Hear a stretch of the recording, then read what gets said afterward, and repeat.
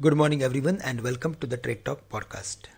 Today, let's begin with domestic flows and later we will talk about global markets. August CPI inflation came at 6.83%, which is under control, mainly due to the fall in prices of perishables. It is in line with expectations, and also core CPI inflation was comfortably at 5%. However, upside risks remain from weather-related uncertainties and rising crude oil prices. We estimate the FY24 CPI inflation at 5.5%. Furthermore, we expect the RBI to manage risk to inflation and Indian rupee through liquidity tightening measures while maintaining a pause on the repo rate.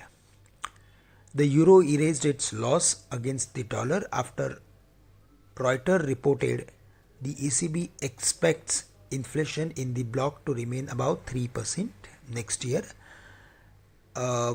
bolstering the case for a rate hike on Thursday. So in the ECB's meeting, now there is a chances of increasing interest rate.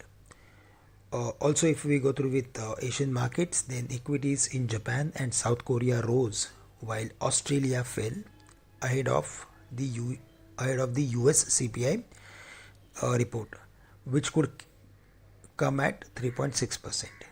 If it comes lower than this, then it would be positive for the equity market. Now, if we go through with the setup of our markets, then there we saw good amount of profit taking from the higher levels.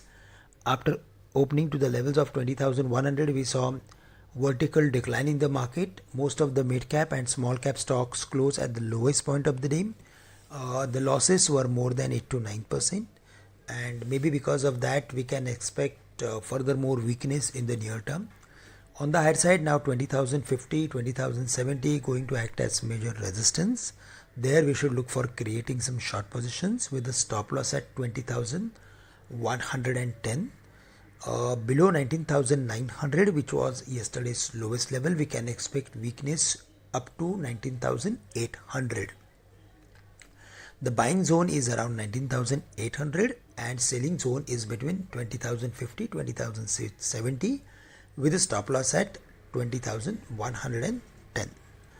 For the Bank Nifty, there also we saw profit taking. 45,800, 900 acted as resistance, 45,300 acted as support.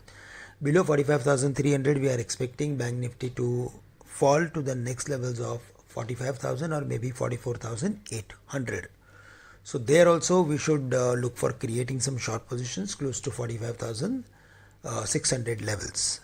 Finally, for the IT index, there we saw outperformance. It is now around 33,000 levels. About 33,300, we are expecting breakout sort of formation, and it will change the outlook for the IT index. It will lift IT index to the medium term positive zone, and about 33,300, the next level to watch out for would be 34,300. So there we need to be more and more active for taking any trade in the market.